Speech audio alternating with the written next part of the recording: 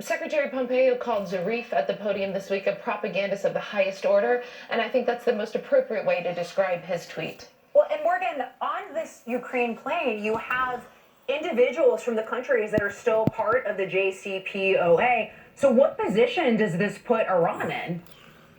Yeah, Lisa, that's a great point. We all saw President Trump on Wednesday from the White House whenever he gave his remarks following the ballistic missile attack by Iran on Iraqi bases.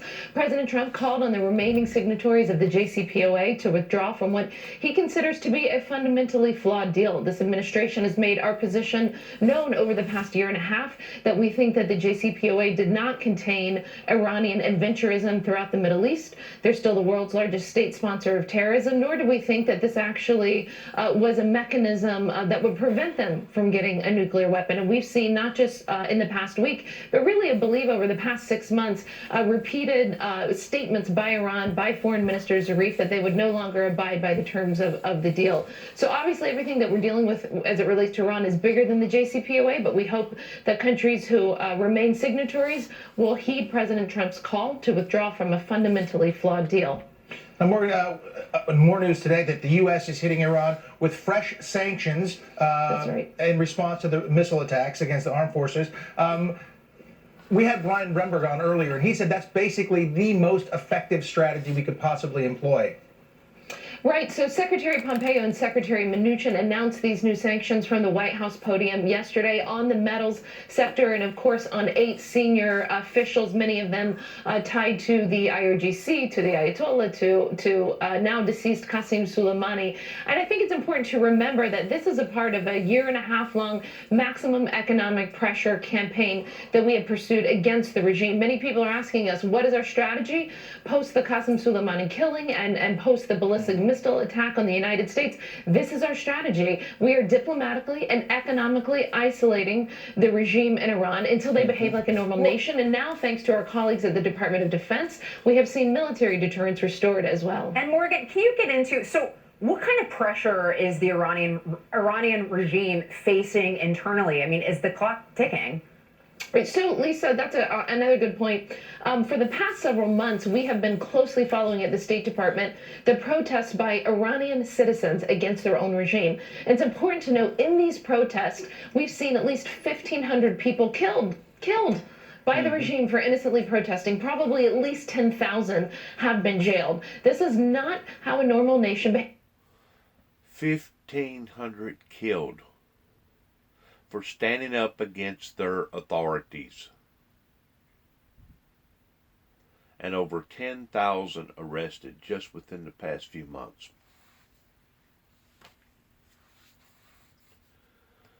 That in and of itself should be able to explain to any individual that knows anything about government affairs at all that over there is the wickedest of all wicked pertaining to how they treat their own citizens with these kings and oligarchs that want to dominate their own people, of their people not having any type of say. In other words, their people over there are enslaved. They are in slavery pertaining to the madness that has been in existence over there for thousands of years. And probably, if the truth be known, the only reason why that you're seeing any type of resistance at all is A, because of what the United States is trying to hammer into that regime, that what they're doing is wrong. Plus, keep in mind, those people have access to smartphone technology too.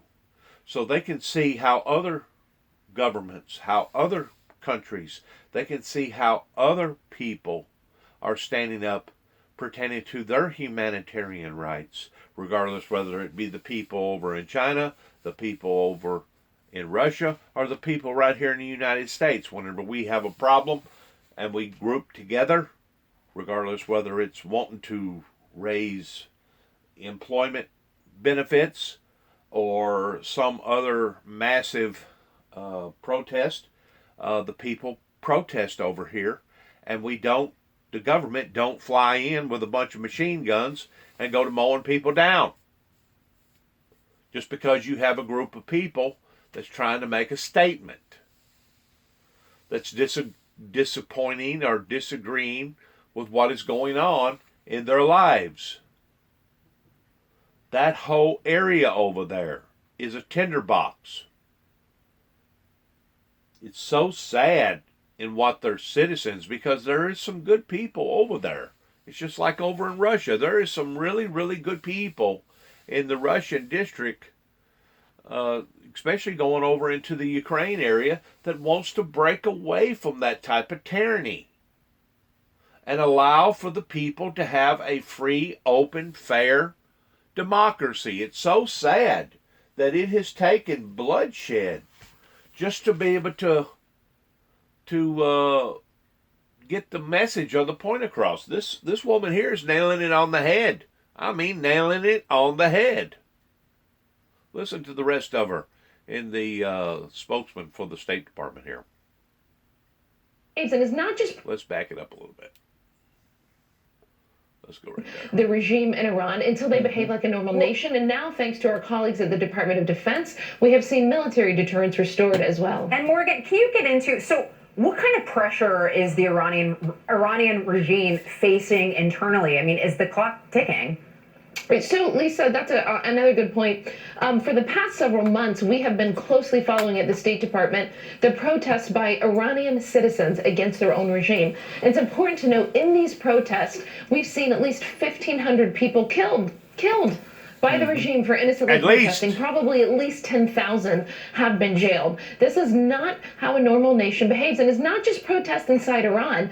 Before the last 2 weeks, we were seeing protests in Iraq, in Lebanon, and other places throughout the Middle East, where we really saw the Middle East waking up to the nefarious influence by the regime in Tehran and this grip that they have tried to have on their own country, on the citizens in the Middle East. And so we stand with the protesters in Iran. We know that you want to choose your own future, and we don't want to change the regime in Iran. We want to change the behavior of the regime in Iran. We want to get one. There you go.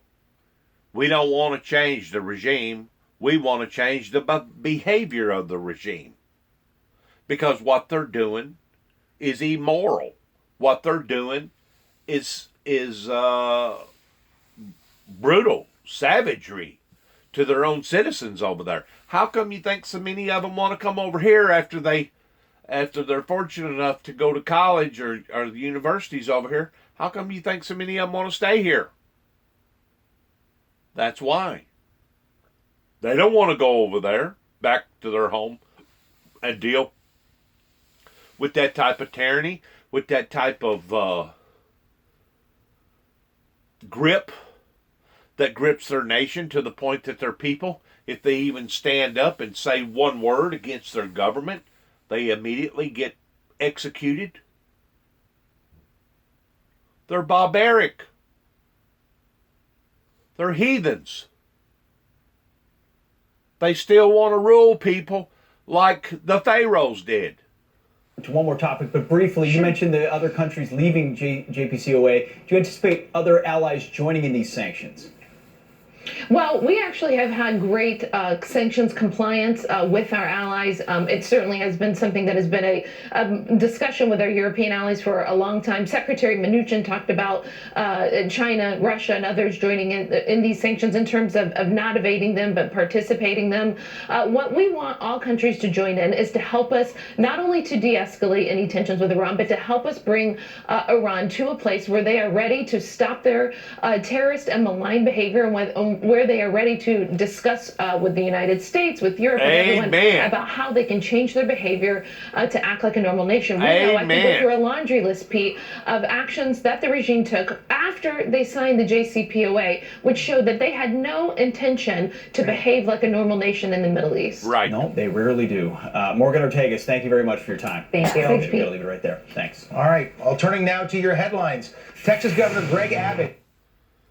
It is so sad that after 2,000 years, that whole region, that whole area in the Middle East could be thriving like Japan, or China or Russia or India or even places in Africa is thriving pertaining to their cities and how they run things based upon the Western and European standards.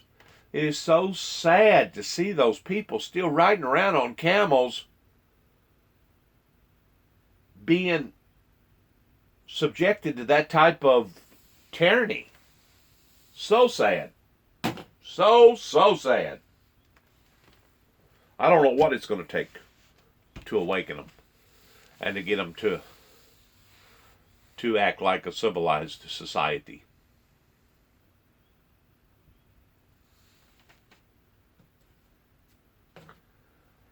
Probably war. That's probably about the only thing that's going to turn them around.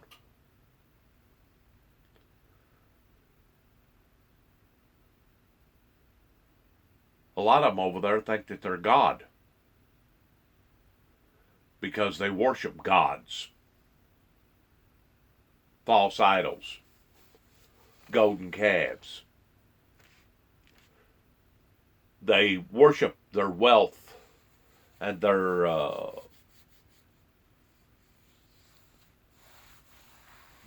public political stance that they have achieved for the past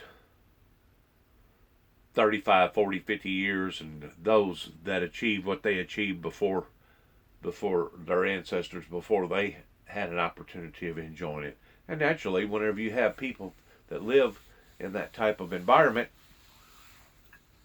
that are richest of the rich, and they get all kinds of amenities and they're above and beyond all other citizens, they don't want to give up that prestige. They don't want to give up that type of lifestyle. But these are the people that are dominating their citizens over there. These are the people that are bringing tyranny to the rest of the region.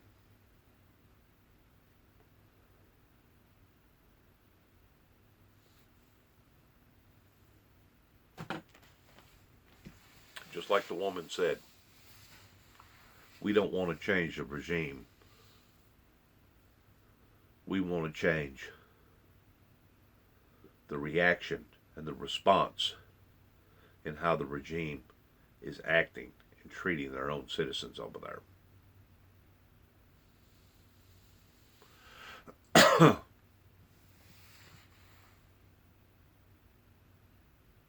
Now, in their eyes, they'll probably see that as us wanting to change their regime. No, the people that's in power can remain in power as long as they'll do the right thing, as long as they'll cooperate with the rest of the free world. But whenever you have a group of people over there that is killing, massacring, and I'm pretty sure that those numbers that woman gave out was conservative numbers. Those was numbers that we know has occurred. But how about all the incidences and all these other little corners of all these little areas that we don't know about? So if the truth be known, that number was probably way off pertaining to the people that's been executed and the people that's been imprisoned because of standing up against their government. You know, that's kind of like me being an private investigator and going out to Waco and going out to Oklahoma City, Oklahoma, and doing what I done out there towards exposing the truth, towards a cover-up. If that would have happened in any other country, I would be dead. No ifs, ands, buts about it. It wouldn't be a government trying to cast a shadow up onto my integrity towards me being crazy, or towards me possibly being some sort of a threat to my own country. No. They would just come in and annihilate me. And that would have been the end of me. And I wouldn't be sitting here right now looking at this Fox News screen telling people on my YouTube platform about what has occurred in my life in the past pertaining to the Oklahoma cover-up as well as the cover-up that occurred down in Mount Carmel in Waco, Texas. Thank God I'm in America, because if I wasn't, instead of them just roughing me up and falsely accusing me of various things, I would be dead.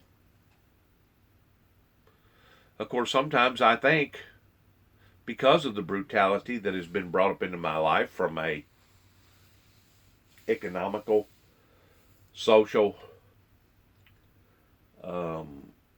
psychological approach, especially a spiritual approach, sometimes I think to myself, well, I'd probably be better off dead.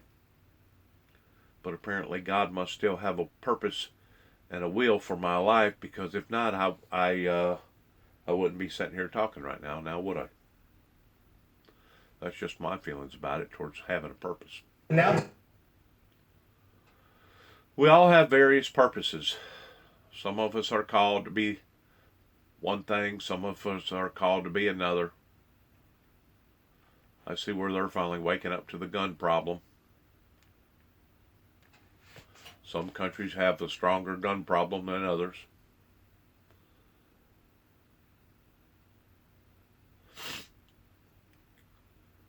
Seems like the whole world is just at arms with each other. There's no peace. There's no stability. We're walking away from peace. Seems like with all the problems that we have been experiencing for the past few years over here in America, and we're going in the wrong direction. In other words, we're taking one step forward and 2 steps back. The more we talk about peace, the worse that it gets.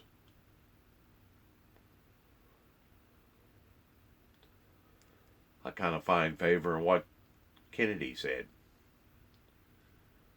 that if humanity does not stop war, eventually war will stop humanity.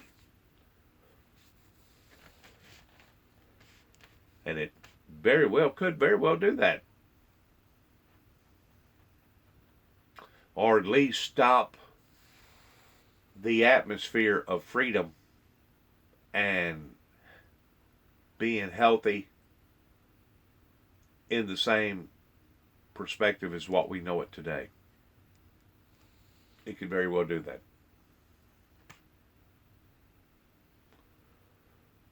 Put the whole world in peril.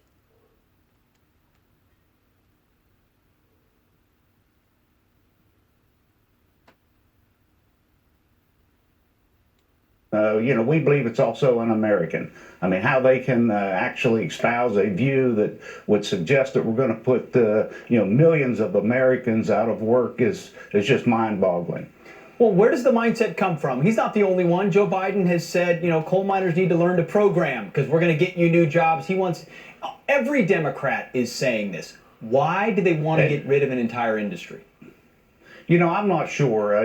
The Trump energy plan is working at the present time. We're putting miners back to work. Steel workers are working, and downstream manufacturing is an all-time high. And it's generating a lot of boost to our economy. And it escapes us. Again, it's very troubling, very callous. Chris, isn't it because they say you're dirty? I mean, you're the energy of yesterday, right? Where it's a green new future, and sorry, you don't count. I'm not sure where that view comes from. A great percentage of our coal today is used in the manufacturing process and also within the steel making process. You cannot make steel out of wind or solar. And frankly, these miners deserve a little better from our elected officials and those running for office, particularly at the level of presidency. I mean, these are the salt and earth of our workforce, the heart blood of our industry. But the left is answering to climate zealots right now. They're answering to climate zealots who say, you got to get rid of this in order to save the planet, because otherwise World War III level carnage is coming. You got to hit a happy medium on that. You can't be too far to the right or too far to the left. You got to come together in all these environmental changes that we're waking up to. because of the global environmental crisis that's going on. You gotta meet in the middle. In other words, you can still mine coal, but you need to do it in a more cleaner, effective way. You can still burn coal, but you got to do it in a more cleaner, effective way. You can still get iron ore out of the ground towards making steel, but you can do it in a more cleaner, effective way. It's kind of like building an 18-wheeler that pulls 80,000-pound load up and down the road towards commerce. We no longer have 18-wheelers that was built back in the 60s and the 50s and the 40s that was getting only about maybe 2, 3, maybe 4 miles to the gallon on fuel. We have much, much better technology out there. We still have 18-wheelers, but we have better 18-wheelers. That's the whole point in attacking the environmental crisis that we're now facing off of. You just don't shut it completely down. What you do, you modify what you already have. Come on. What do you say? The president loosened some regulations this week to make it easier for new mines and pipelines to. He didn't just loosen them. He unharnessed them. He took them completely down to the point that EPA don't have no say-so at all pertaining to any of these say-sos. Once more, going from either to the far right or to the far left. It seems like the American people has always been good at that. It's kind of like whenever I was growing up, it was acceptable and okay to whip your children, to beat them. Till finally, somebody woke up and said, no, we can't be doing this because it causes too much emotional stress upon to the child, and it has deep, profound effects on the child. So we went from one extreme to another. We went to the extreme that, hey, we don't even need to talk down to them or hurt their feelings, because if we do, that's going to cause some sort of mental stress to the point that little Johnny's going to wind up having bad nightmares. So we've gone from one perspective to another, and America has always been good about doing that. I don't know why they can't find the middle in saying, okay, it's okay for a good old-fashioned spanking as long as it's conducted professionally and openly, if this is the only last method that you can use on this child. We have learned since then that there's other methods that you can use to get your point across towards trying to bring punishment to children. You can take away their phone. You can take away different rights that they have that eventually you can discipline that child to the point that that child will understand that, hey, if I continue to behave this way, I'm going to continue to not have rights to be able to operate my phone or my laptop or being able to play my games or being able to do this. So we have evolved in those areas. And it's the same thing with the environmental. We have to evolve into areas to where we understand what is good and what is bad. And we all need to take the initiative of doing so. All of us, not just part of us, but all of us all over the world. You still got countries over there that don't a bit more abide by the EPA standards than a man on the moon. They're steadily pumping carbon dioxide into the atmosphere and could care less, even though their citizens are stifling and dying on account of it. The planet needs a wake-up call. Go into effect. Your response to that, real. Since 2012 is a very, very different business cycle than what most people have been trained on. Because a lot of people say, look, we are in the 11th year of this economic expansion. At some point, this is late stage. This is in the late stage of the cycle. You disagree? Absolutely. And it's funny because they... A new way to see the world. Somebody could have made a mistake on the other side, could have made a mistake. I think probably Iran made a mistake. I would imagine it was a general or somebody that made a mistake in shooting that drone down. Are you saying you think it wasn't intentional to strike the drone? I don't know. I find it hard to believe it was intentional, if you want to know the truth. I think that it could have been somebody who was loose and stupid that did it. And we should note that Iran actually claimed responsibility for last summer's drone attack before President Trump said it was a mistake. All right, joining us now is Congressman and member of the House Foreign Affairs Committee, Congressman Adriano Espaillat. Congressman, it's good to see you.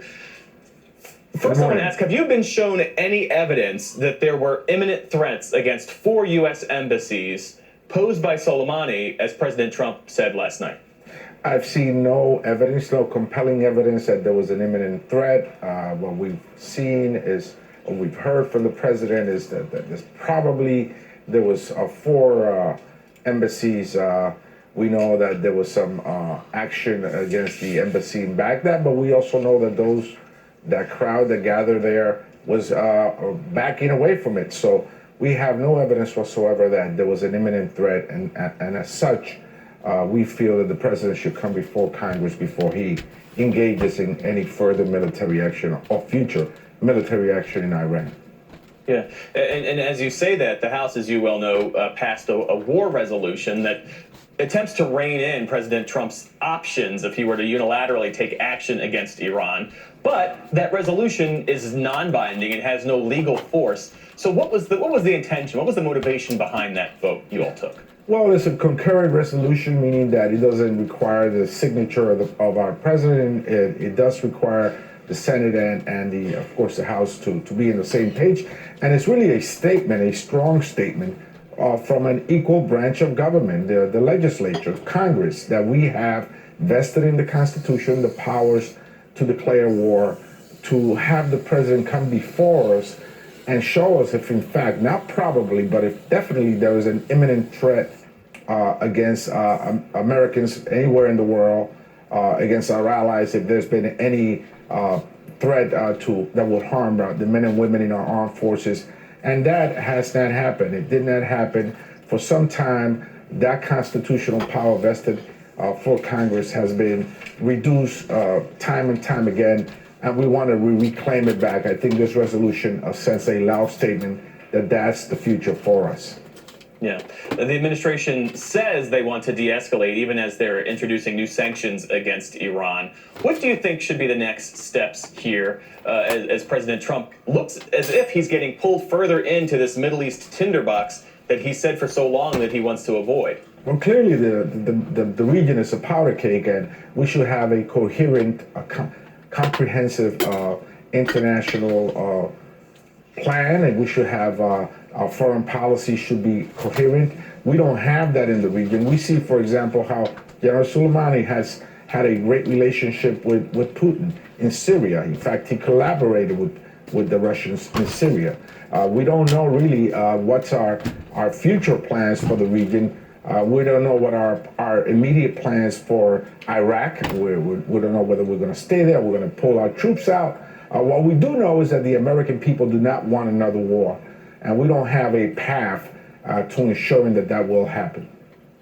Congressman Adriano Espaillat from the great state of New York. Thanks for your time this morning, sir. Appreciate it. Thank you. Still ahead, Senate Majority Leader Mitch McConnell has put his GOP colleagues on notice, saying President Trump's impeachment trial could start soon. Plus, the president is weighing in on his own Senate trial and who he'd like to see called to testify. To predict the weather could save thousands of lives. I need you to fly us higher than anyone has ever been.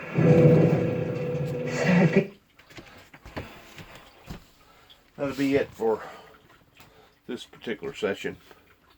Today's January the 11th, 2020. Good luck to all of us.